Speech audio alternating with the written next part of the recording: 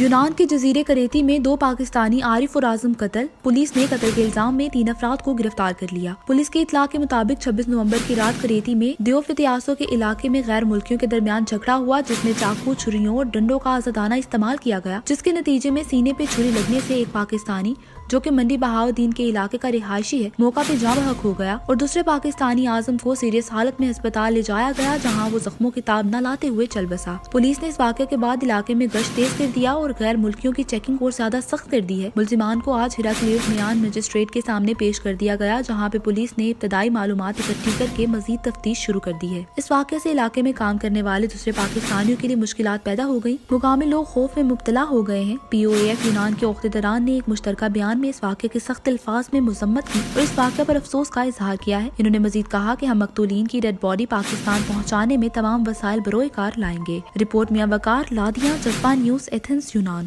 Immigration اور تارکین وطن کی خبروں سے باخبر رہنے کے لیے ہمارا یوٹیوب چینل سبسکرائب کریں اور بیل آئیکن کو کلک کریں۔